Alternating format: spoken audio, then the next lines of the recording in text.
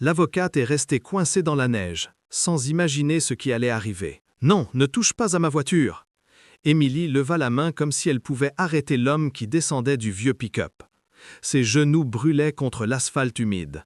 Son escarpin Louboutin était cassé et la pluie glaciale transformait son tailleur blanc de marque en chiffon trempé. L'homme s'arrêta à 3 mètres d'elle, vêtu d'une veste marron usée aux coudes, les mains sales de graisse. « Je suis juste venu aider. Je n'ai pas besoin de ton aide. » Émilie tenta de se lever, mais le talon cassé la trahit.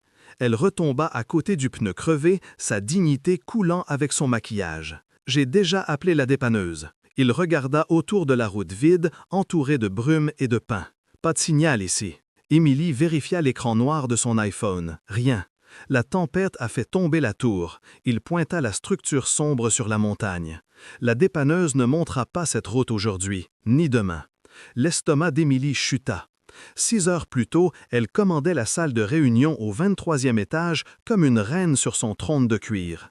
Son tailleur blanc était une armure, ses escarpins des épées et chaque mot qui sortait de sa bouche était un ordre incontesté. « Le contrat est prêt, Dr Leclerc », son chef tambourinait des doigts sur la table en acajou. « La Tech Vision n'attendra pas.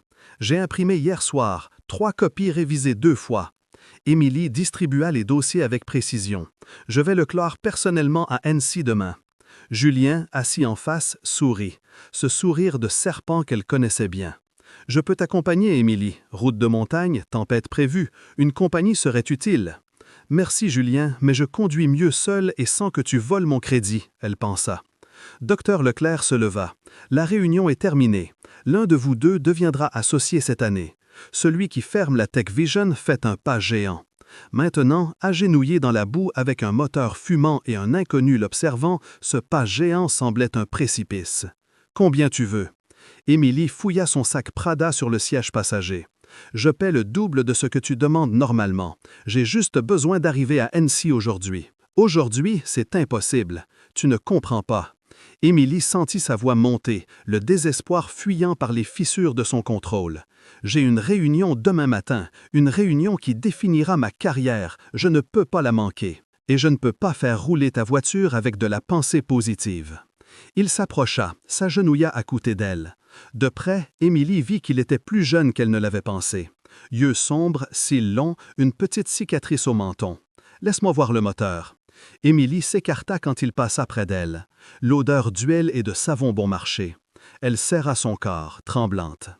Il leva le capot, trifouilla des choses qu'Émilie ne comprenait pas, fit des bruits pensifs et elle ne put cacher son anxiété. « C'est grave? » Module de contrôle de la transmission. Brûlé. C'est mauvais. Il se tourna, essuyant ses mains sur un chiffon sorti de sa poche. « Ta voiture ne bougera pas sans une pièce neuve, et cette pièce doit venir de Paris. Paris est à 3 heures d'ici, 4 avec la tempête. Et aujourd'hui, c'est jeudi soir. Le concessionnaire ferme à 18 heures. Obtenir la pièce, quelqu'un monte ici, faire le changement. » Il secoua la tête. 3 jours minimum. Le monde d'Émilie trembla. 3 jours. « Je peux te remorquer jusqu'à mon atelier à Léget, 10 km d'ici. Commander la pièce demain matin. » Léget? Émilie connaissait Annecy, Chamonix jusqu'à Megève. Mais Léget, où est-ce? Petite ville, 1000 habitants peut-être. Il tendit la main. Antoine Moreau. Émilie regarda la main sale de graisse, puis sa voiture de 200 000 € embourbée, puis la route vide disparaissant dans la brume. Pas le choix. Elle serra sa main, sentant la rugosité de callosité qu'elle n'avait jamais eue. Émilie Dupont. Enchantée, mais Émilie. Il sourit, et pour la première fois, elle nota que c'était un sourire gentil. « Je vais chercher le câble de remorquage. » Pendant qu'il retournait au pick-up, Émilie prit son téléphone sans signal et ouvrit le dernier message de Julien. « Bonne chance sur la route, je croise les doigts pour toi. » Elle ferma les yeux. 20 minutes plus tard, son SUV était attaché à l'arrière du vieux utilitaire blanc et sale, Émilie sur le siège passager du pick-up, tremblante avec le chauffage cassé, voyant sa vie défiler par la vitre embuée. Antoine alluma la radio. Musique country. « Tu n'as pas peur ?» Les mots sortirent avant qu'elle ne les censure. « De m'aider, une inconnue ?» Il la regarda en coin, ses yeux sombres impossibles à lire. « Devrais-je ?» Émilie ne répondit pas. Elle observa son reflet dans le rétroviseur latéral, tandis que le pick-up descendait la montagne lentement, remorquant tout ce qu'elle possédait de valeur. Sa voiture, sa réunion, son partenariat, sa vie entière entre les mains d'un inconnu qui sentait l'huile moteur. Et pour la première fois en 10 ans, Émilie Dupont n'avait absolument aucun contrôle sur ce qui allait se passer ensuite.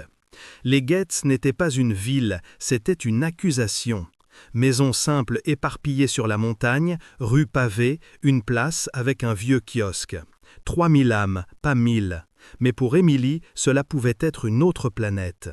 L'atelier d'Antoine était à l'entrée du village, un hangar métallique avec toit en zinc, outils accrochés, odeur forte d'huile brûlée. Il gara le pick-up et descendit. « Je vais regarder de plus près maintenant. Tu peux entrer, il y a du café chaud. » Émilie sortit aussi, les pieds douloureux dans les chaussures mouillées. Elle regarda autour. Montagne sombre, brume basse, silence qui blessait les oreilles. Pas d'immeuble, pas de feu, pas de civilisation. Combien de temps, tu as dit ? Antoine avait déjà la tête dans le moteur du SUV. Laisse-moi confirmer le problème d'abord. 15 minutes s'étiraient comme des heures.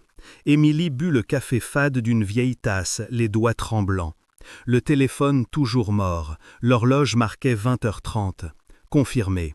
Antoine essuya ses mains sur ce chiffon sale. Module brûlé. Besoin de commander au concessionnaire à Paris, aujourd'hui fermé à 18h. Il regarda le calendrier au mur. Et demain, c'est vendredi. Si j'appelle tôt demain, peut-être qu'ils expédient en fin de journée.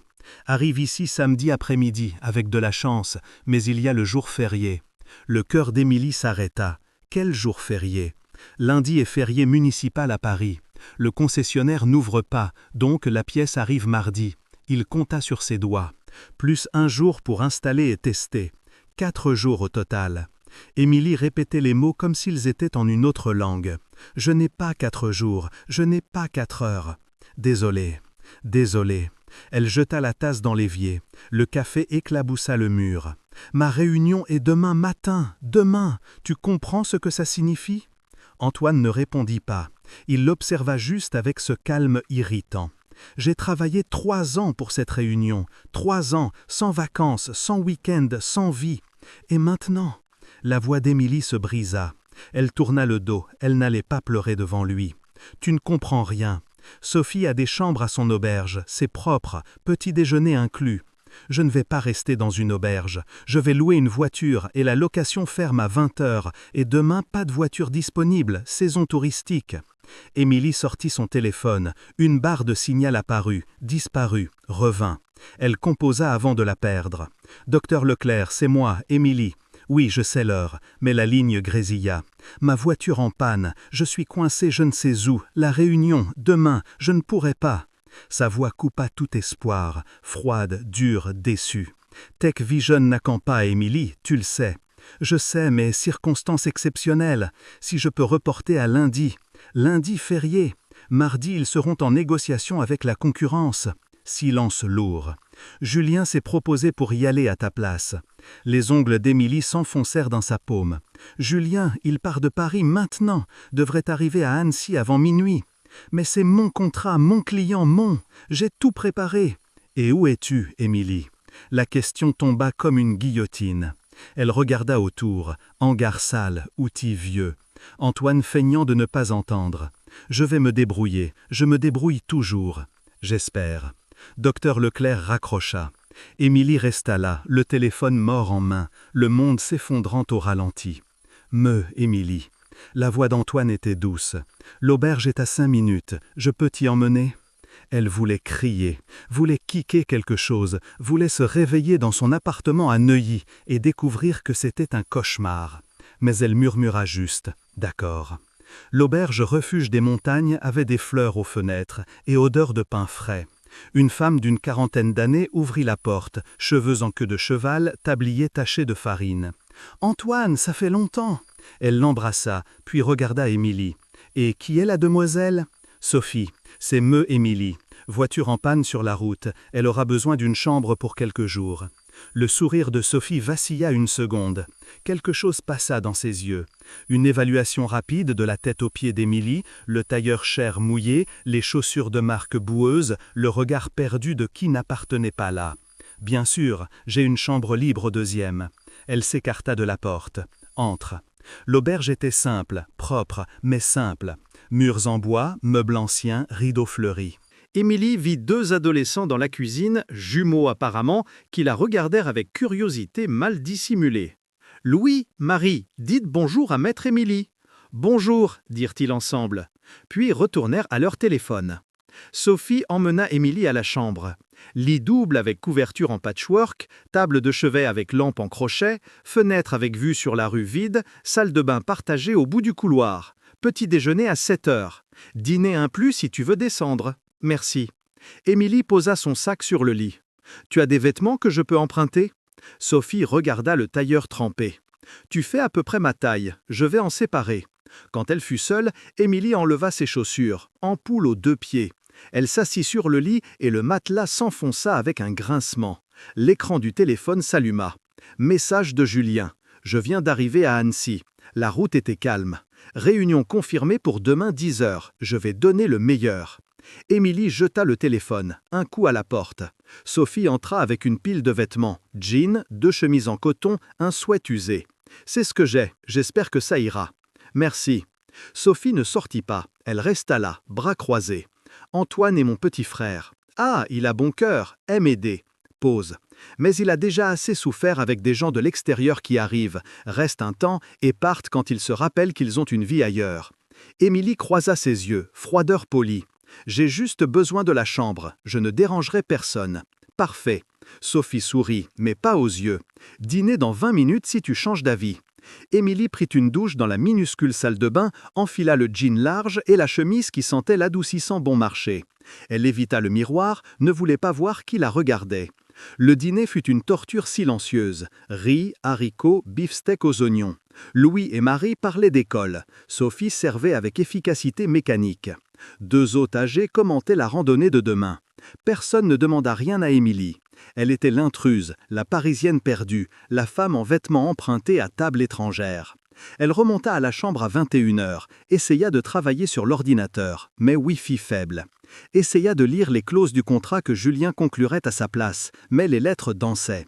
À 22 heures, elle abandonna le sommeil. De la fenêtre, elle voyait l'atelier d'Antoine, lumière allumée. Il était encore là, penché sur un moteur, mouvement précis et soigneux. Émilie observa 5 minutes, 10, 15. Il y avait quelque chose d'hypnotique dans cette dédication, la façon dont il nettoyait chaque pièce, vérifiait chaque connexion, comme si ce moteur importait, comme si ce travail avait de la valeur. Il leva la tête comme s'il sentait son regard. Ses yeux trouvèrent la fenêtre éclairée. Émilie recula, le cœur battant sans raison. Elle ferma le rideau, éteignit, s'allongea dans le lit étrange. Demain, Julien conclurait son contrat. Docteur Leclerc choisirait le nouvel associé, et elle serait ici, dans ce bout du monde, en vêtements empruntés et dépendante de la charité d'inconnus. La dernière chose qu'Émilie pensa avant de dormir fut « Comment ma vie s'est effondrée si vite ?» Émilie se réveilla avec l'odeur de café et le chant des coqs. Coq? Elle regarda le plafond en bois désorienté. 3 secondes sans savoir où. Puis la mémoire revint comme un coup à l'estomac. Les Guettes, l'atelier, 4 jours coincés ici. Le téléphone montrait 6h30, 17 messages. Le premier de Julien, de 23h. Réunion excellente. Le client a adoré la présentation. Je pense qu'on a conclu. Émilie effaça sans lire le reste. Elle descendit pour le petit déjeuner, en jean emprunté et chemise bleue de Sophie. La salle à manger avait 4 tables, toutes vides sauf celle des âgés. « Bonjour chérie », la dame agita la main. « Première fois à Legetz ?»« Oui. » Émilie se servit café noir, prit un croissant. « Je ne reste pas longtemps. Dommage, c'est un village magnifique, tu devrais voir les cascades. » Émilie sourit poliment et remonta à la chambre. Travailler, elle devait travailler. Ouvrit l'ordinateur, connecta au Wi-Fi faible. 23 emails, tous sur des cas maintenant à d'autres. Julien proyait déjà ses clients, réallouant responsabilité. Elle commença à taper une réponse, mais Wi-Fi tomba. Réessaya. Tomba. Encore. Tomba. Zut. Elle ferma l'ordinateur avec force. Silence. Ce silence suffocant de petit endroit. Pas de bruit de trafic, pas de sirène, pas de signe de vie humaine, sauf chant d'oiseaux. Émilie regarda par la fenêtre, la rue vide, l'atelier d'Antoine, les montagnes au fond. Elle ne supportait plus ces 4 murs. Le village de jour était différent. Soleil filtré par brume, maisons colorées montant la pente, une petite église blanche sur la place, vieux assis sur banc causant, enfants allant à l'école. Tout le monde regardait Émilie. l'étrangère. La dame de l'auberge de Sophie. Elle passa par la boulangerie, l'épicerie, la boutique d'artisanat. Tout fermé ou presque vide. Rien à faire, nulle part à aller. L'atelier d'Antoine avait du mouvement. 2 voitures garées, une sur l'élévateur. Émilie resta de l'autre côté de la rue observant. Antoine sous une camionnette, seules les jambes visibles. Il roula dehors, visage taché de graisse, parlant au propriétaire. Le problème est au différentiel, monsieur Dupont. Besoin de changer l'huile et révision complète. Si pas maintenant, ça empire. Et combien? Antoine calcula dans un vieux cahier, 300 € avec main-d'œuvre. L'homme soupira. Argent serré, Antoine. Possible en 2 paiements, mais seulement si tu promets d'arrêter de conduire sur chemin de terre sans changer l'huile. Ils rirent, serrèrent main. Émilie observa la scène avec étrangeté. À Paris, les mécaniciens étaient chers, distants, toujours poussant service inutile. Antoine traitait cet homme comme un ami. Une femme d'une trentaine arriva avec un garçon de 12. « Professeur Antoine, on peut utiliser la table du fond ?»« Bien sûr, Madame Martin, j'ai laissé les livres là. »« Livres ?» Émilie pensa à voix haute. Antoine leva les yeux, la notant pour la première fois. Il sourit, prit un chiffon pour essuyer main. « Émilie, bien dormi ?»« Non. » Elle traversa la rue. « Professeur, je donne des cours de maths et physique les samedis, pour ceux qui n'ont pas d'argent pour cours privés. » Il salua le garçon. « Lucas va passer l'examen IFSP l'année prochaine. Bon élève. » Le garçon rougit, entra en courant. Émilie cligna. « Tu donnes des cours gratuits ? Quelqu'un m'a aidé quand j'en avais besoin. Maintenant je peux aider. » Antoine retourna sous la camionnette. « Ta voiture arrive mardi, comme dit, j'ai commandé la pièce hier. »« Mardi. » Émilie répéta, estomac serré. « Encore 4 jours. »« 4 jours, ce n'est pas si long, c'est une vie entière. » Les mots sortirent amers. Antoine roula dehors de nouveau, étudiant son visage. « Veux-tu entrer? Il y a du vrai café dedans. » L'atelier était étonnamment organisé. Outils en ordre, pièces cataloguées, étagères avec manuels techniques et livres, romans, biographies, même poésie. Victor Hugo. Émilie prit un exemplaire usé de Les Misérables. « Tu lis ?»« Je lis des contrats. » Elle remit le livre. Pas de temps pour la littérature. Antoine prépara café dans une vieille cafetière, remplit 2 tasses.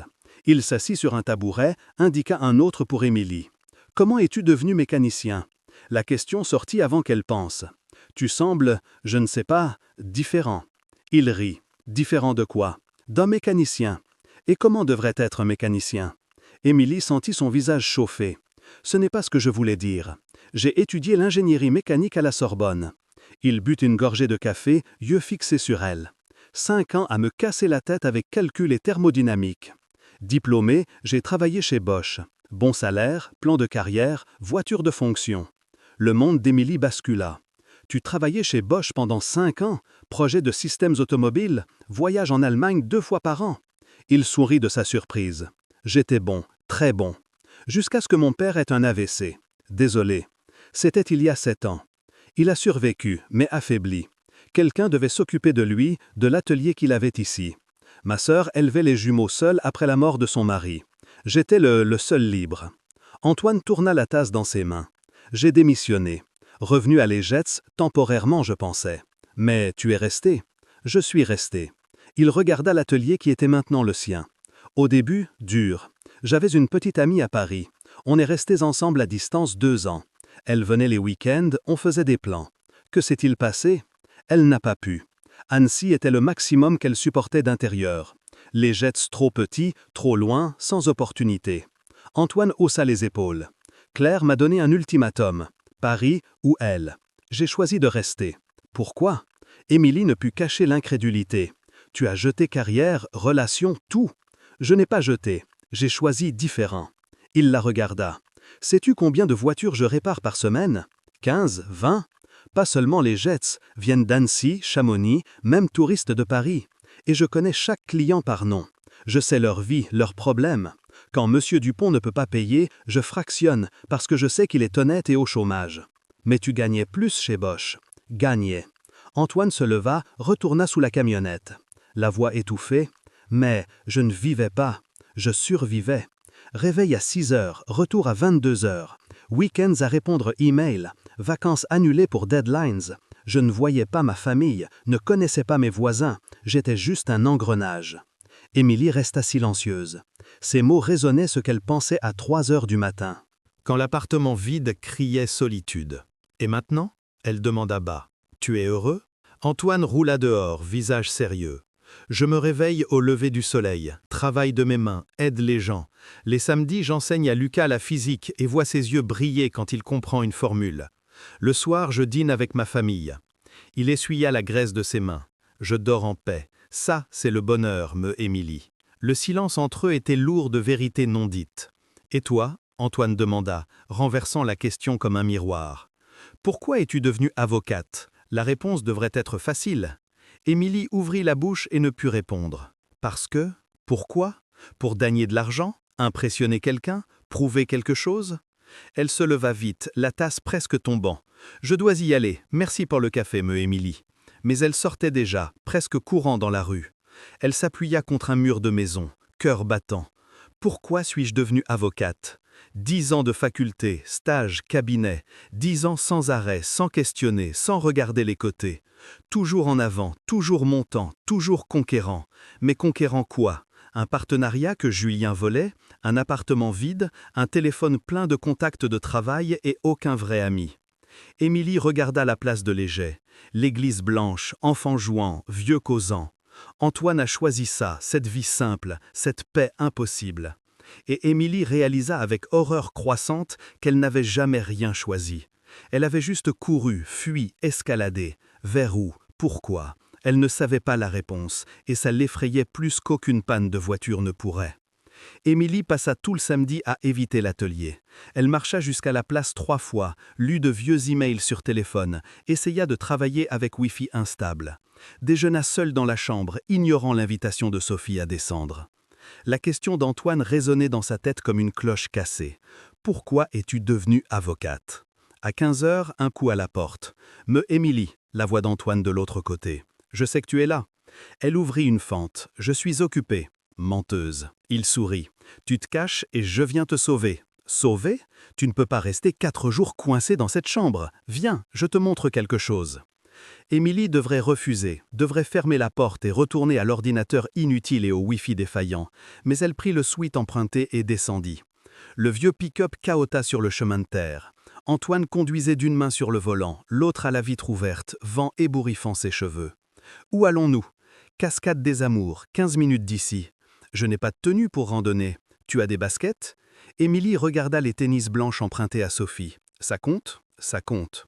Le sentier commençait ou finissait la route. Une plaque en bois pourri indiquait Cascade des Amours, 2 kilomètres. Antoine commença à marcher et Émilie suivit. La forêt dense avalait le soleil, racines tordues, pierres glissantes, son dos croissant à chaque pas. L'air sentait la terre mouillée et feuilles décomposées. Pourquoi ce nom? Émilie demanda essoufflée. Légende locale. On dit que qui boit de l'eau de la cascade trouve le vrai amour. Antoine regarda en arrière souriant. Bêtise bien sûr, mais les touristes adorent. Tu crois au vrai amour? La question arrêta Antoine au milieu du chemin. Il se tourna, étudiant son visage. Je croyais. Et maintenant? Maintenant je crois au choix. L'amour c'est choisir de rester, même quand c'est dur. Il recommença à marcher. Claire n'a pas choisi, alors peut-être pas vrai amour, juste pratique. Combien de temps ensemble? 3 ans, au total. 1 an à Paris, 2 à distance. Antoine sauta un tronc tombé. Elle venait les week-ends. Au début bien, romantique même. Mais petit à petit, elle commença à se plaindre. De la route, du village, du manque d'activité. Elle voulait centres commerciaux, restaurants, événements. Les Getz à une boulangerie et 2 bars. Émilie imagina la scène. La petite amie sophistiquée en village intérieur, comptant les minutes pour rentrer. Et tu n'as jamais pensé à retourner pour elle? Penser. Antoine s'arrêta encore, mais pas se tournant. Tous les jours au début, je restais éveillé la nuit, imaginons si j'avais fait le mauvais choix, si mon père irait bien avec une infirmière, si Sophie gérerait seule, si ma carrière mourrait pendant que je réparais de vieux utilitaires. Qu'est-ce qui a changé? Mon père s'est amélioré, Sophie est devenue plus forte, et j'ai réalisé que je ne voulais pas retourner. Il la regarda enfin. Ce n'était pas par manque d'options, me Émilie, c'était parce que j'avais choisi une vie différente. Claire n'a pas pu accepter ça. Elle t'a traité de fou? Antoine rit, amer. Pire, elle a dit que je gaspillais mon potentiel, que j'étais égoïste, que je jetais tout ce qu'on avait construit. La colère surprit Émilie. Elle avait tort. Avait. Tu n'as rien gaspillé. Tu as construit quelque chose de réel. Les mots sortaient sans filtre. Ce garçon, Lucas, tu as vu ses yeux quand tu as salué? Il t'admire. Et Monsieur Dupin, à qui tu fractionnes le paiement parce que tu sais qu'il est honnête, ça compte, ça a de la valeur. Antoine resta silencieux longtemps. Quand il parla, voix rauque, « Merci. » Pourquoi? Pour voir. Il recommença à marcher plus vite. « Viens maintenant, on est presque. » La cascade apparut soudain, eau tombant de 10 mètres dans une piscine naturelle entourée de pierres moussues. La brume créait de minuscules arcs-en-ciel dans la lumière filtrée. C'était beau, primitif, intact. « Waouh !» Émilie murmura. Antoine s'assit sur une pierre plate, enlevant chaussures pour tremper pieds dans l'eau. « Viens, c'est froid, mais bon. » Émilie hésita, puis enleva tennis et chaussettes et plongea pied. Froid était peu dire, gelé, mais revigorant. Ils restèrent côte à côte, pieds dans l'eau, son de cascade remplissant le silence. « Pourquoi m'as-tu amené ici ?» Émilie demanda.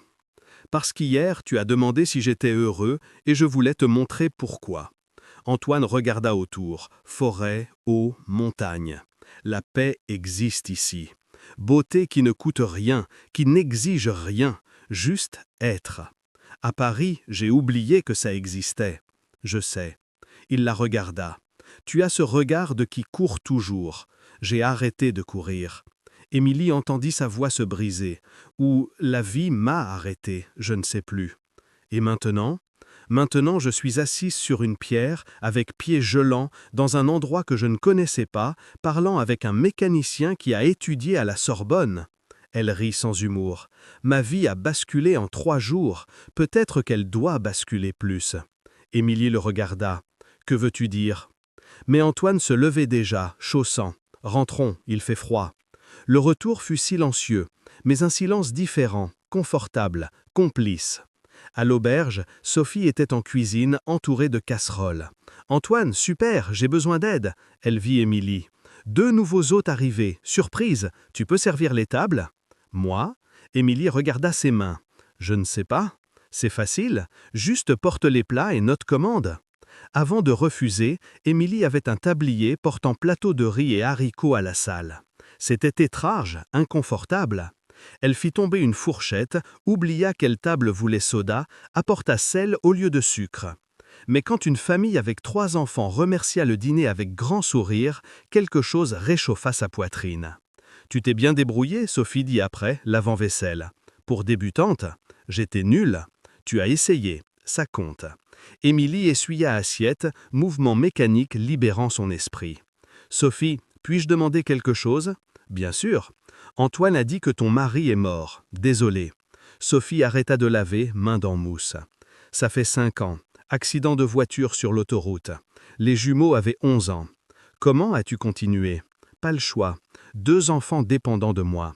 J'ai vendu notre maison à Lyon, revenu à Légette, ouvert cette auberge. » Elle reprit à frotter une casserole. « Chaque jour, je me levais pensant ne pas y arriver, et chaque jour, j'y arrivais.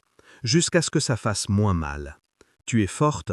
Je suis têtue. » Sophie sourit. « Et j'ai un frère agaçant qui ne me laisse pas abandonner. » Après dîner, Émilie alla à l'atelier. Antoine travaillait sur son SUV, musique basse à la radio. « Puis-je aider ?»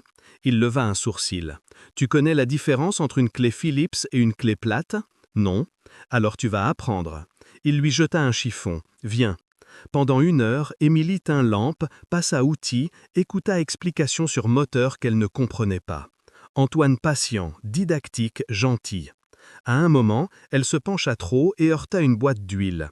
Le liquide noir se répandit sur sa chemise, son pantalon, ses mains. Zut! Elle se regarda couverte de graisse. Et alors, ça arriva. Elle rit. Un vrai rire, profond, du ventre. Pas le rire poli de réunion ou sourire forcé de networking, authentique. Antoine arrêta de travailler, l'observant avec expression étrange. « Quoi ?» Émilie demanda encore riant. « Rien, c'est juste, » il secoua la tête. « Première fois que je te vois sourire vraiment. » Le rire mourut. Ils restèrent là se regardant, l'air soudain chargé. « Antoine, je... me... » Émilie coupa le moment. Elle était à la porte de l'atelier, bras croisés. Les jumeaux te cherchent, veulent dans maths. Émilie cligna. Maths? Je suis avocate. Mais tu as passé calcul en fac, non? Sophie n'attendit pas réponse. Viens. En sortant, Émilie regarda en arrière une fois. Antoine avait repris le travail, mes épaules tendues. Et Sophie, observant de la porte, avec une expression qu'Émilie ne put déchiffrer. Inquiétude, peur ou quelque chose de plus dangereux. La nuit, couchée dans le lit, Émilie entendait encore son propre rire. Quand était la dernière fois qu'elle avait ri ainsi? Mois, années. Elle toucha la chemise tachée d'huile pendue sur la chaise. Demain était dimanche, lundi férié. Mardi, sa voiture prête. Encore 2 jours dans cet endroit étrange, avec ces gens étranges, avec cet homme qui la faisait sentir des choses étranges. 2 jours.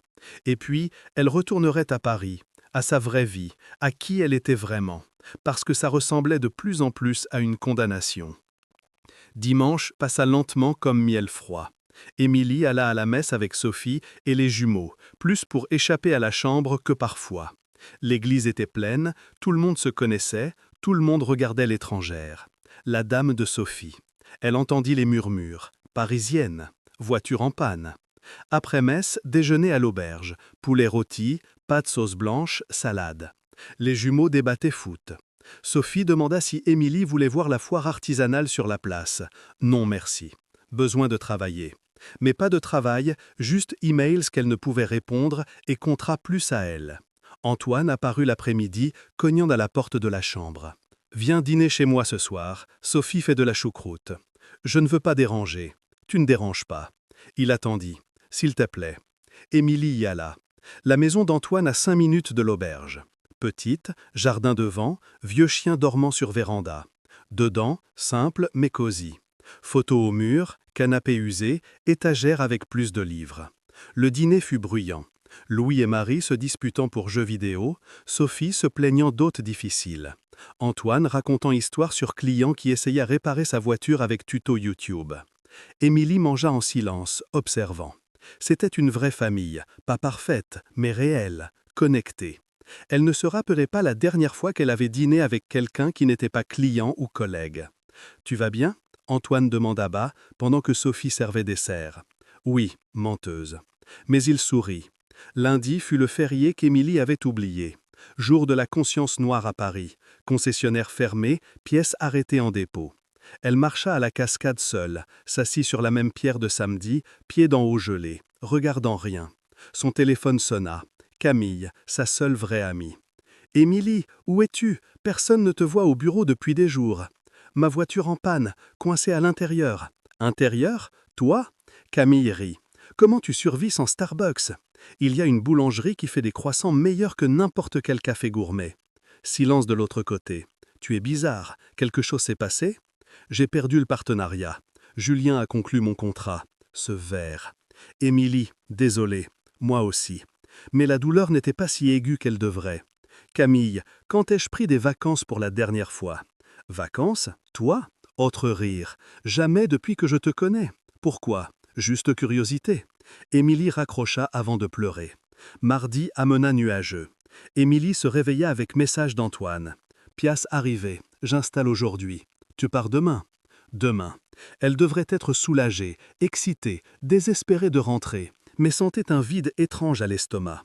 Elle passa la matinée à ranger ses quelques affaires, lava les vêtements empruntés de Sophie, remercia les jumeaux pour aide en maths. « Tu pars vraiment ?» Marie demanda. « Mais tu n'as pas vu la cascade du voile encore. »« Je dois rentrer. »« Paris ?» Louis grimaça très bruyant. « J'y suis allé une fois. Détesté. » Émilie presque rit. 3 semaines avant, elle aurait été offensée. Maintenant, elle était d'accord. L'après-midi, elle alla à l'atelier. Antoine sous son SUV, seule jambe visible. Il roula dehors quand entendit ses pas. « Me Émilie, venu voir le patient. » Il avait graisse au visage, cheveux ébouriffés, sourire fatigué. « Combien de temps reste? » 2 heures peut-être. « Veux tester tout avant de te libérer. » Il se leva, essuyant main. « Tu sembles triste. » Je suis soulagé. « Menteuse, » il dit encore, mais pas souriant cette fois. Émilie ouvrit la bouche pour répondre quand son téléphone sonna. Docteur Leclerc, son cœur battit. « Allô, Émilie, besoin de parler. » Elle sortit de l'atelier, jambes tremblantes. J'écoute. Julien a conclu Techvision. Contrat signé hier, 50 millions en 3 ans. Émilie s'appuya au mur. Je sais. La direction s'est réunie ce matin. Nous avons décidé. Pause. Julien sera le nouvel associé. Cérémonie vendredi. Le monde bascula. Émilie, tu es là? Oui. La voix sortit étrange, distante. Je comprends. Tu es excellente, Émilie, une des meilleures associées qu'on ait eues. Mais Julien a montré initiative. Il a saisi l'opportunité, même avec la tempête. Il était présent. Et je ne l'étais pas. Émilie compléta mentalement. Il y aura d'autres opportunités.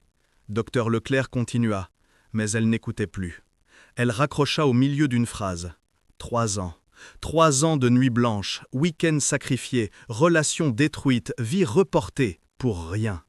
Émilie glissa le long du mur jusqu'à s'asseoir par terre. Le téléphone tomba de la main. Elle serra ses genoux, essayant de respirer. « Ne pleure pas, ne pleure pas, ne pleure pas !» Elle pleura. Sanglots silencieux déchirant la poitrine. Larmes chaudes tachant le jean emprunté. Années de pression, frustration, solitude fuyant d'un coup. Émilie. Antoine était agenouillé devant elle.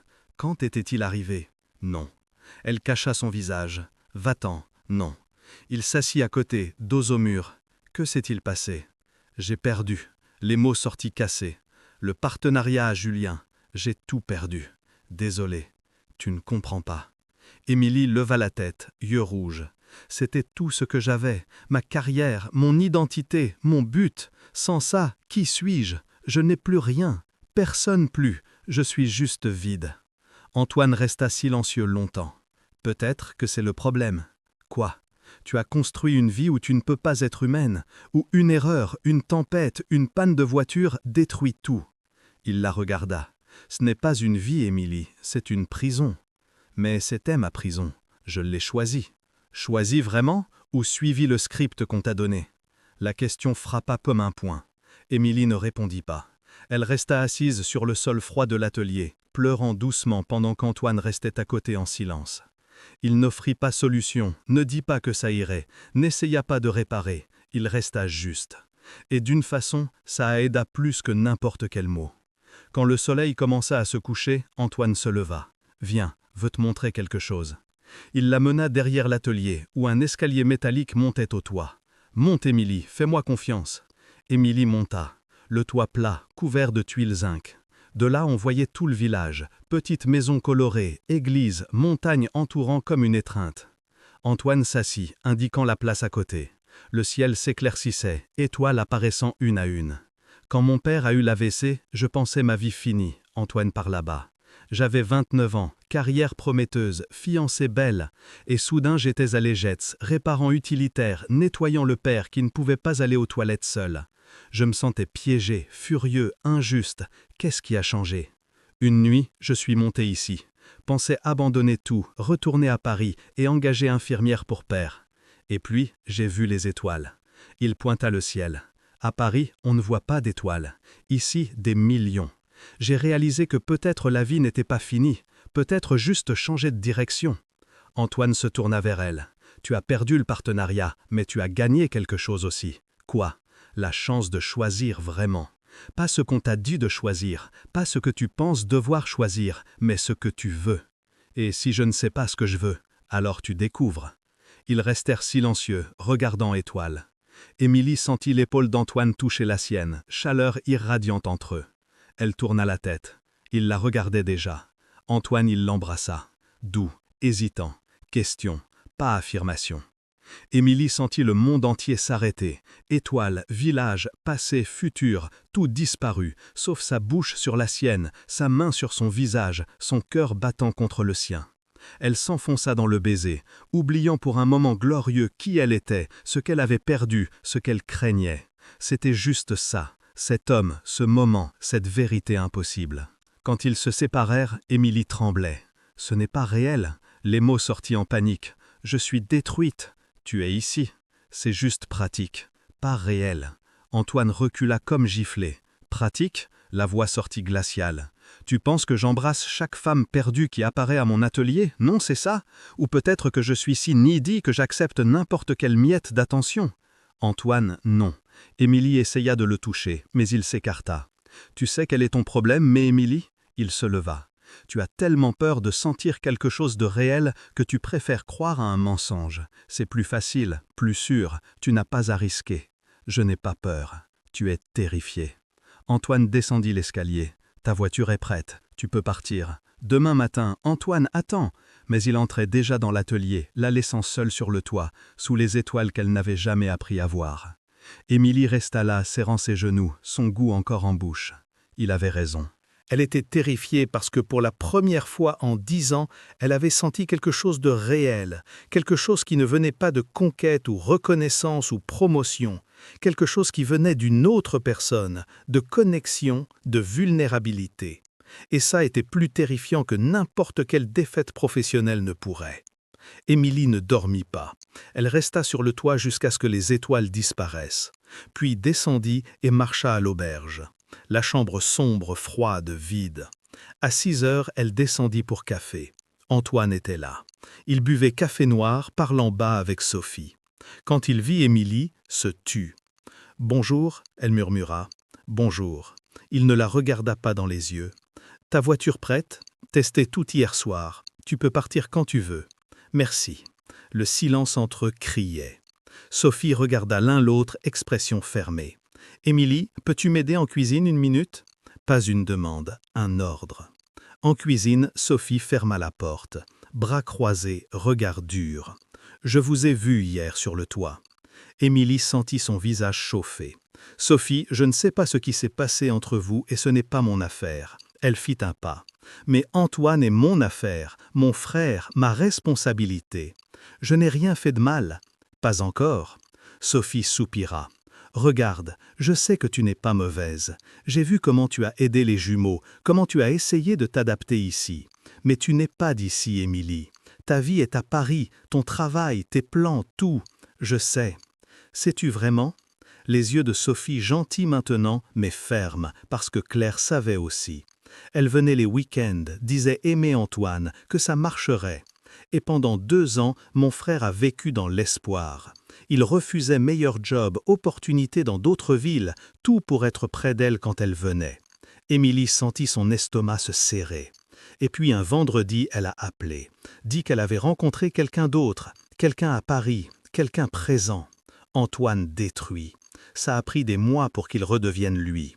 Je ne suis pas claire. Non. Sophie inclina la tête. Alors tu vas rester, renoncer à Paris, à ta carrière, à tout ce que tu as construit pour un mécanicien en petit village? Les mots couteau précis. Émilie ne put finir. C'est ce que je pensais. Sophie ouvrit la porte. Ne le blesse pas, Émilie. Il ne mérite pas de souffrir encore pour quelqu'un de passage. Émilie retourna à la chambre, jambes tremblantes. Elle rangea ses quelques affaires, mit ses propres vêtements, tailleur blanc lavé, pantalon tailleur. Elle se regarda dans le miroir et ne reconnut pas la femme. 1 heure plus tard, elle était à l'atelier. Le SUV brillait, propre et réparé. Antoine donna les clés, doigts se touchant 1 seconde avant qu'elle retire la main. « Combien je dois ?» 2300, pièces, main-d'œuvre, remorquage. Émilie passa la carte. La machine bipa. Transaction approuvée. Merci pour tout. Antoine la regarda enfin. Vraiment, conduis prudemment. Il y avait tant de non-dits entre eux, tant de mots coincés en gorge. Émilie voulait dire « Désolée pour hier, désolée d'avoir peur, désolée d'être si cassée que je ne sais plus ce qui est réel. » Mais elle dit juste « Toi aussi prends soin. » Elle entra en voiture. Le moteur démarra doucement, toute lumière allumée, tout parfait. Antoine avait réparé tout, sauf elle. Émilie regarda dans le rétroviseur une dernière fois. Antoine debout à la porte de l'atelier, mains en poche, l'observant partir. Elle accéléra. La descente montagne fut floue par l'arme qu'elle refusait de laisser tomber. Annecy passa. Chamonix, Lyon. Panneau indiquant Paris, 100 km, 80 km, 50 km. Plus elle approchait, plus lourd était la poitrine. Paris l'accueillit avec embouteillage, klaxon, pollution. L'appartement à Neuilly, exactement comme laissé, propre, organisé, mort. Émilie alluma la clim. Le silence assourdissant. Elle prit bain, mit tenue de travail, essaya de se sentir normale, mais quand regarda miroir, la femme en tailleur et escarpin semblait un déguisement. Une ancienne version d'elle qui n'allait plus. Le téléphone sonna. « Camille, tu es revenue, besoin de te voir maintenant. » Elles se rencontrèrent au café habituel. Camille commanda macchiato. Émilie, café noir simple. « Raconte tout. » Camille se pencha. Comment c'était coincé au bout du monde? Émilie essaya de sourire. Différent. Différent comment? Ennuyeux, désespérant. Tranquille. Antoine arrêta avec tasse en l'air. Tranquille? Toi, la femme qui panique si 5 minutes sans Wi-Fi? Je sais. Étrange. Tu es étrange. Camille l'étudia. Quelque chose s'est passé là-bas. J'ai juste beaucoup pensé à ma vie, à ce que je veux et ce que tu veux. La question à 1 million. Émilie regarda par la fenêtre du café. Paris passant pressé, gens courant, voitures klaxonnant, immeubles montant toujours plus haut. Je ne sais plus. Le lundi suivant, Émilie revint au bureau. Julien était dans son ancien bureau, maintenant le sien avec plaque nouvelle. Julien Moreau, associé. Il la vit dans le couloir et sourit ce sourire de serpent. « Émilie, ravie de te revoir, tu m'as manqué. » Menteur. « Merci, j'ai su pour ta voiture. Quelle malchance. » Non. Il s'approcha. « Mais écoute, je sais que tu es contrarié pour le partenariat, mais il y aura d'autres opportunités. Même mot que Dr Leclerc, comme interchangeable. J'en suis sûr, Émilie. » Passa à côté. Les jours s'étiraient, réunions qui n'importaient pas, contrats qui ne l'excitaient pas, clients qui se fichaient d'elle, juste résultat. Le soir, seule en appartement, Émilie regardait photos sur téléphone, la cascade, la place de l'Éget, l'atelier d'Antoine. Elle n'avait jamais pris photo de lui, mais se rappelait parfaitement. Yeux sombres, sourire gentil, main cailleuse. « Pourquoi es-tu devenue avocate ?» La question hantait chaque nuit. 2 semaines après retour, Dr Leclerc l'appela dans son bureau. « Émilie, une nouvelle. Le cabinet Rousseau a fait une proposition pour toi. Rousseau, un des plus grands cabinets de Paris, rival direct. Ils te veulent comme associé immédiate. Salaire 40% plus, ton équipe, participation bénéfice. » C'était tout ce qu'elle voulait toujours. Besoin de réfléchir, docteur. Leclerc fronça sourcil. Réfléchir, Émilie, c'est une offre extraordinaire. Je sais, mais besoin de temps. Le contrat arriva par email le lendemain. 20 pages de termes. Associé titulaire, participation actionnariale, bonus signature 200 000 €. Émilie imprima. Lut 3 fois, laissa sur table, ne put signer. 1 semaine passa, puis 2, 3, le contrat toujours là. Camille apparut à l'appartement un vendredi soir avec vin et nourriture thaï. « Tu m'inquiètes. Pourquoi ? Parce que l'Émilie que je connais aurait signé ce contrat à la seconde, et tu le regardes depuis 3 semaines comme une bombe. » Émilie but une gorgée de vin. « Et si je ne veux plus ?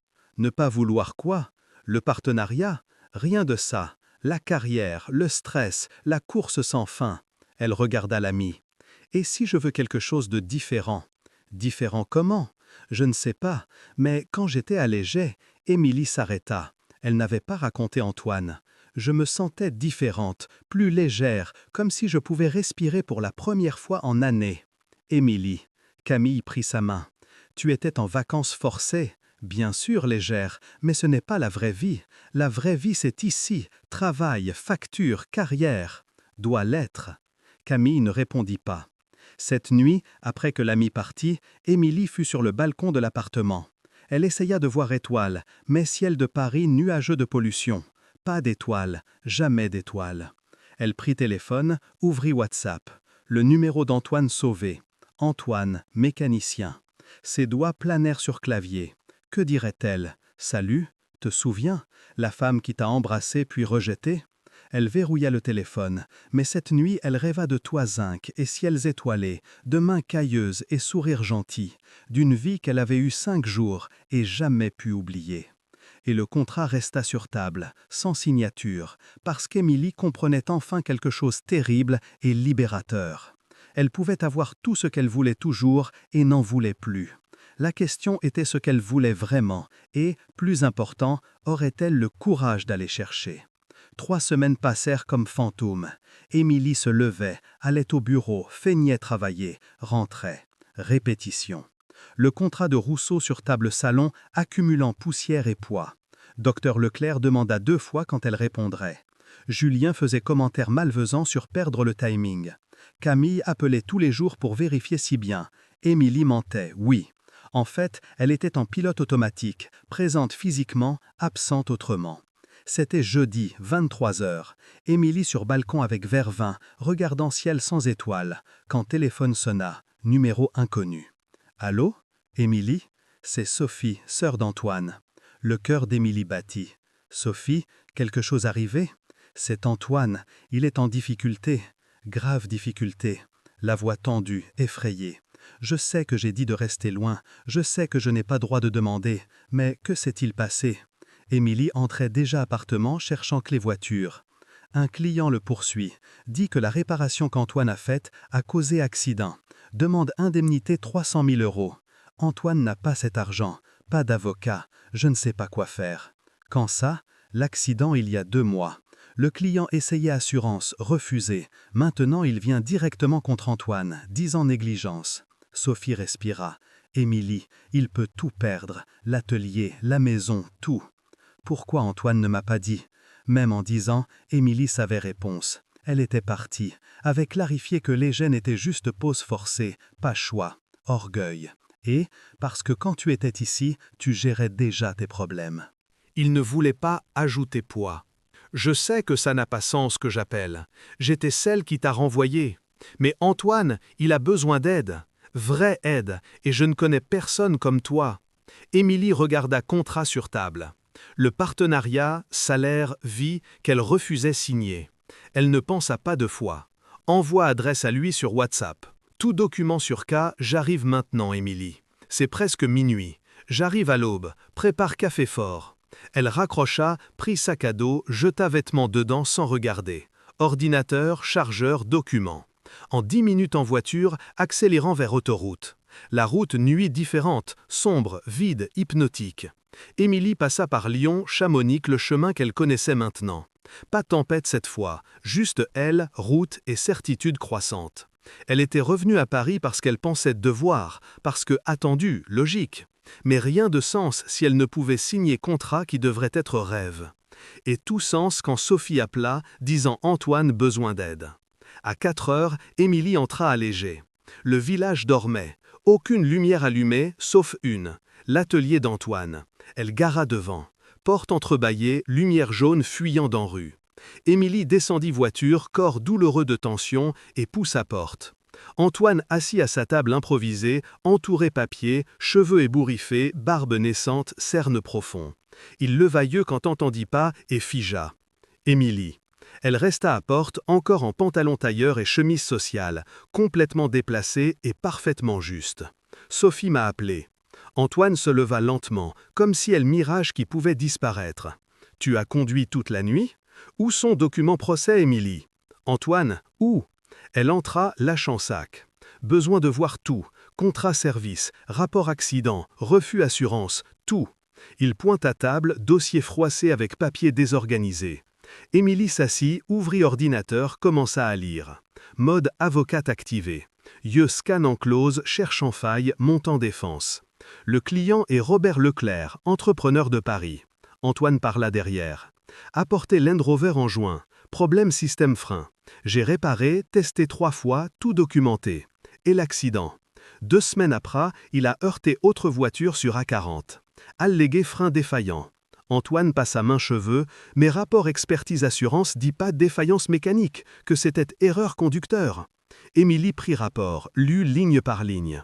Assurance refusait paiement parce qu'ils ont trouvé alcool dans sang. Exactement. Donc maintenant, il vient après moi, disant j'ai fait mauvaise réparation, mis pièce contrefaite, négligent. Antoine s'assit chaise à côté, épaules tombantes. Émilie, je n'utilise jamais pièce contrefaite, jamais. J'ai facture tout, traçabilité, certification. Je sais. Elle continua lecture.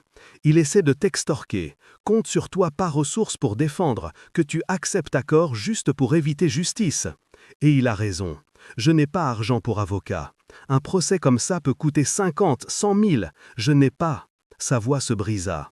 Je peux perdre atelier, maison, tout construit. Émilie ferma ordinateur, tourna vers lui. Tu ne perdras rien, Antoine. Je ne peux pas te payer. Je ne demande pas paiement. Mais, Antoine, elle prit sa main calieuse forte, tremblant légèrement. Je ne suis pas ici comme ton avocate. Je suis ici parce que, mot coincé-gorge.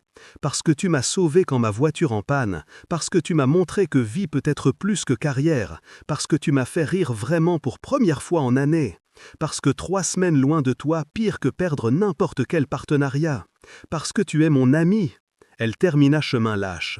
Du milieu, Antoine regarda mains entrelacées. Ami, et ami cède. Il resta silencieux longtemps, puis serra sa main en retour. Merci. Le soleil se leva pendant qu'il travaillait. Émilie organisa documents, fit chronologie du cas, chercha précédents légaux. Antoine prépara café, apporta croissant boulangerie, répondit 1000 questions techniques sur freins et système hydraulique. À 9 heures, Sophie apparut atelier. Elle regarda Émilie, Antoine, leurs mains presque touchant sur table pleine papier. « Tu es revenu ?»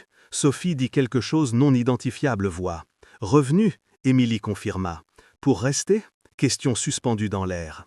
Antoine leva yeux, attendant réponse qu'Émilie n'avait pas. « Pour aider ?» elle détourna. « Sophie, tu as scanner à auberge, besoin digitaliser ces documents. » La journée passa mode travail intense. Émilie, à ce qu'elle faisait mieux, disséquer contrat, trouver faille, construire argument. Mais cette fois pas pour clients impersonnels ou corporations sans visage, pour Antoine, et ça changeait tout. L'après-midi, elle demanda voir Land Rover. Déjà retiré il y a mois, Antoine expliqua. Mais j'ai photo avant-après réparation. Émilie examina chaque image, puis ouvrit dossier service d'Antoine. Il documentait tout méticuleusement. « Tu es obsédé par détail, ingénieur. » Il haussa épaule. « On ne peut pas éteindre. » Elle sourit. « Ça va te sauver. » Le soir, après 12 heures travail, Émilie respira enfin. « Trouvé !» Antoine leva tête, tasse de café. « Trouvé quoi ?»« La faille. » Elle tourna ordinateur vers lui. Leclerc a posté sur ses réseaux photo accident. Mais photo Land Rover sur sentier terre, pas à 40. Et alors? Il alléguait accident sur autoroute haute vitesse par défaillance frein. Mais ces photos jours après, lieu complètement différent. Il a emmené voiture pour off-road après accident. Émilie sourit, sourire requin avocate victorieuse. Il a violé toute recommandation post-accident, utilisé véhicule inadéquatement et osé essayer extorquer mécanicien honnête qui a fait travail correctement. Antoine cligna. « Comment tu as trouvé ça? Réseaux sociaux ?» Les gens stupides, Antoine, documentent leurs propres crimes. Elle tapait déjà. « Je monte défense là-dessus. Tu as toute documentation technique prouvant service correct. Il a photo prouvant usage irresponsable. Cas clos. Émilie. » Antoine s'approcha, yeux brillants. « Tu es incroyable. Je suis bonne à ce que je fais. » Elle ferma ordinateur, soudain consciente proximité. « Et toi, pourquoi pas dit quand j'étais ici? » Parce que tu gérais déjà tes démons, ne voulais pas ajouter. J'aurais pu aider. Tu es parti. Les mots simples, sans accusation, mais blessants quand même. Je sais, Émilie murmura. Antoine, cette nuit sur toi. Pas besoin d'expliquer. Besoin. Elle se força à regarder des yeux. J'ai eu peur, peur de ce que je sentais, peur de risquer et me tromper encore. J'ai construit vie entière où je contrôlais tout, et toi tu as tout fait échapper contrôle. Et maintenant? Maintenant, j'ai conduit 3 heures milieu nuit parce que tu es en difficulté. J'ai laissé contrat partenariat sur table 3 semaines parce que ne peux m'en soucier. Elle s'arrêta, respira. Je ne sais pas ce que ça signifie, mais c'est être ici t'aider fait plus sens que quoi que ce soit fait à Paris dernier 10 ans. Antoine très silencieux. Pourquoi es-tu revenu vraiment, Émilie? Il demanda bas. La vérité? Elle ouvrit bouche, ferma, réessaya. Et alors, porte-atelier s'ouvrit. Sophie entra avec sac nourriture. « Vous devez manger, 22 heures. » Et elle s'arrêta, sentant tension air. « Je reviens après. » Elle laissa sac et sortit vite. Émilie et Antoine restèrent. Question encore suspendue entre eux. Pourquoi revenu? Et Émilie, première fois 3 semaines, se laissa admettre vérité qu'elle niait. Parce que je n'ai pas pu rester loin de toi. 4 jours plus tard, Émilie prête guerre. Elle s'était logée auberge encore, même chambre, mais différent cette fois. Pas coincée, choisissait rester. Les jumeaux aidèrent imprimer documents. Sophie fit café fort thermos. Antoine révisa chaque détail technique 3 fois. « Tu es sûr ?» il demanda 10e fois. « Fais-moi confiance. » Émilie ajusta tailleur, avait cherché vêtements à Paris, cette fois allait bataille vêtue pour tuer. La rencontre fixée chambre médiation Annecy, terrain neutre. Robert Leclerc arriva avocat particulier, costume 3000 €, attitude déjà gagnée. Il regarda Émilie et Antoine, mépris mal dissimulé. « Tu as amené ta copine avocate ?» Leclerc rit. « Romantique. Mais ça change rien. Tu vas payer Antoine, d'une façon ou autre. » « Asseyez-vous, monsieur Leclerc. » Émilie parla, voix glace coupante. « Résolvons vite. » Le médiateur ouvrit session. Avocat Leclerc commença discours enseigné négligence, dommages matériels, moraux, souffrances. Émilie attendit patiemment. Quand fini, elle ouvrit dossier. Merci, interprétation créative des faits. Elle sourit dents aiguisées. Maintenant, faits réels. Elle posa première page table. Contrat service signé Leclerc. Monsieur Leclerc contracté réparation frein 15 juin. Mon client complété 18 juin. Testé véhicule 3 jours consécutifs, livré certification technique. Tout documenté. Documentation fausse. Leclerc tape à table. Silence, s'il vous plaît. Médiateur averti. Émilie continua implacable. Accident 2 juillet, 2 semaines après service. Expertise assurance conclut pas défaillance mécanique. Rapport ici, page 12, paragraphe 3. Frein parfait état fonctionnement. Avocat Leclerc remua. Expertise mal faite. Expertise par TechPar, certifié in metro, reconnu nationalement. Émilie ne détourna pas yeux Leclerc. Ce que l'expertise trouvait, alcool sans conducteur niveau 0,4, 4 fois limite légale. Ça n'a rien à voir. Leclerc leva rouge. « Asseyez-vous », médiateur ordonna. Émilie posa seconde page. Captures Instagram. Maintenant partie intéressante. 3 juillet, jour après accident, M. Leclerc postait ses photos. Véhicule sentier terre extrême off-road. Elle agrandit image. Notes, boue, pierre, terrain agressif. Même véhicule allégué problème mécanique fatal. Silence mortel sale. Plus intéressant encore. Émilie posa autre image. Manuel fabricant que monsieur signé achat véhicule spécifique clair. Après incident déclenchant airbags, véhicule doit passer révision complète avant trafic. Usage inadéquat annule garantie. Avocat Leclerc suait. Votre client utilisait véhicule conditions extrêmes immédiatement après accident. Violé toute recommandation sécurité et audace essayer extorquer mécanicien honnête fait travail correctement. Émilie se leva, posant dernière page table. Voici ma contre-proposition. Monsieur Leclerc retire action immédiatement, paye frais défense, 5 000 €. Ou je dépose plainte, extorsion, diffamation, usage induit système judiciaire. Leclerc, blanc. Vous avez 48 heures. Émilie ferma dossier. Antoine, allons. Ils sortirent salle avant réponse. Dans couloir, Antoine s'appuya mur, relâchant air retenu. Mon Dieu, tu es terrifiante. Je suis bonne. Émilie sourit, adrénaline courant encore. Il retirera action. Homme, comme lui, lâche. Quand quelqu'un riposte, il fuit. Comment ça va? 10 ans monde corporatif. Je reconnais bluff quand je vois. Elle le regarda. Tu es libre, Antoine. Il la tira dans étreinte soudaine, serrée, désespérée. Merci, merci, je ne sais comment remercier. Pas besoin. Émilie murmura contre poitrine, cœur battant. Je voulais faire. Ils restèrent étreints couloir vide jusqu'à ce que téléphone Émilie sonna. Camille. Salut Émilie, où es-tu? Docteur Leclerc crise. Rousseau appelé disant pas répondu contrat, retirant offre. Tant mieux, tant mieux. T'es folle? C'était chance-vie. Je sais, mais ne veux plus. Émilie regarda Antoine, observant expression interrogative. Camille, doit raccrocher, on parle après. Elle raccrocha avant à m'y répondre. C'était ta vie Paris à plan retour? Antoine demanda bas. C'était ancienne vie, Émilie corrigea. Antoine, besoin parler. Ils allèrent café proche. Commandèrent café pas bu, assis à table coin. Je ne peux pas demander renoncer ta vie, Antoine commença, doigt tambourine en table. Ne serait pas gars qui te fait jeter carrière, rêve, tout. J'ai vécu ça. Ne fais rien à moi.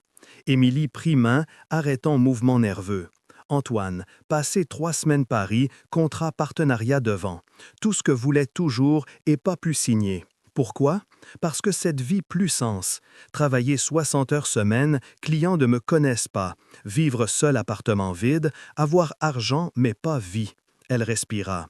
Quand ici est dans toi cas, senti utile, vraiment utile. Pas gagner argent corporation riche, sauver subsistance quelqu'un qui compte. Émilie, laisse finir. Elle serre à main. Je ne veux pas renoncer à advocacy. Bonne là-dedans. J'aime, mais peux faire autrement. Consultance distante entreprise Paris, gagner bien, travailler mon rythme et offrir aide juridique gratuite ici pour M. Dupont. Madame Martin, petit business besoin d'aide, mais pas argent. Antoine très silencieux. Tu dis?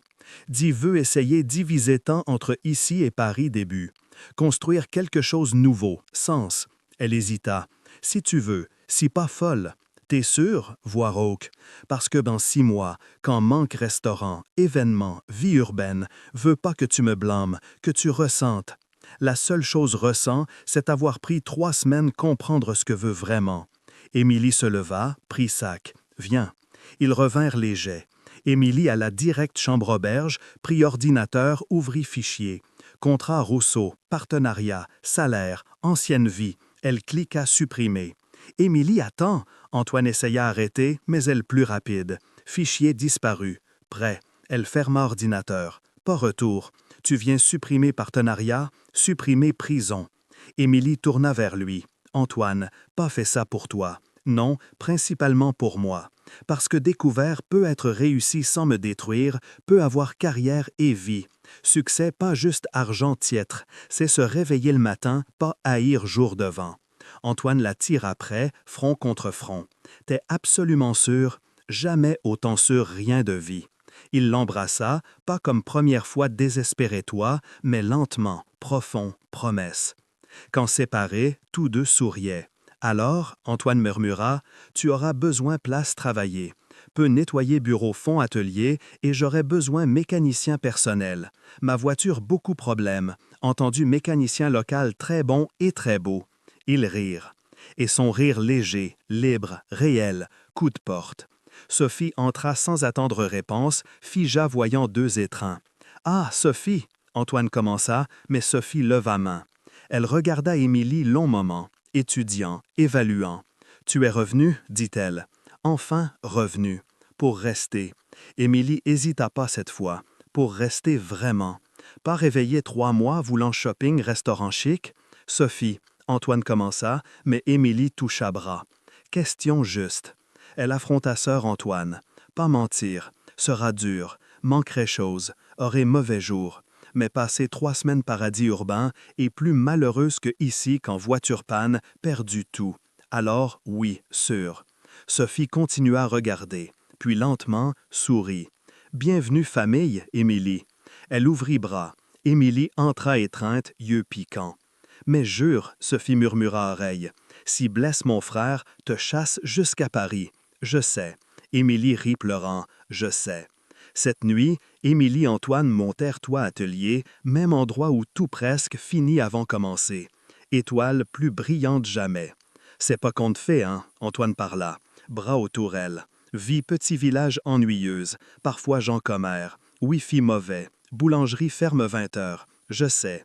Et pas riche. Peut pas donner vie luxe. Veut pas vie luxe. Émilie appuya tête épaule. Veut vie. Juste ça. Ils restèrent silence, observant Étoile qu'Émilie jamais vu Paris. « Eh, Antoine, la poussa, que fais-tu appartement? »« Loué, probablement garder choses. Aurait encore besoin aller là parfois réunion. »« Et famille, amis? »« Camille crise. Mes parents penseront folle. » Émilie sourit. « Mais s'habitueront éventuellement. Et si pas, alors devront accepter, enfin grandi assez choisir propre vie. » Antoine tourna visage elle. « Pas regret. » Probablement, Émilie répondit honnête. Certains jours, mais regrette plus passer 10 ans sans vivre vraiment. Construit vie semblait juste papier, mais faux pratique.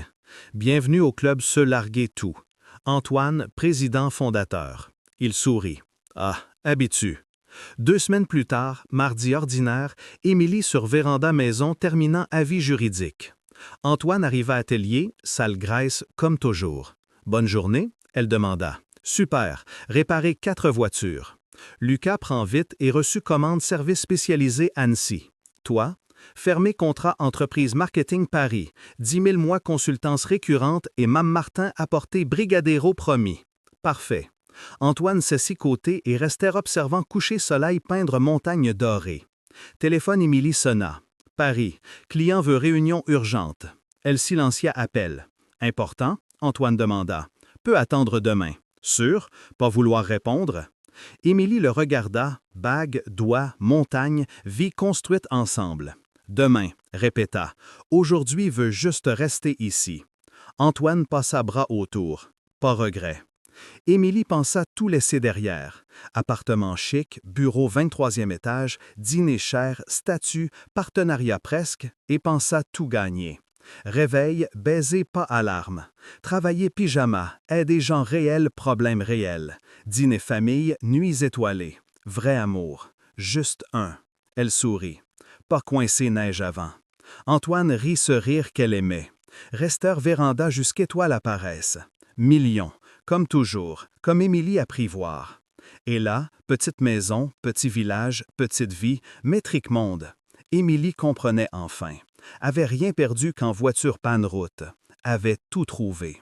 Qu'avez-vous pensé de l'histoire d'Émilie et Antoine? Partagez dans les commentaires si vous avez déjà changé de vie après une panne inattendue.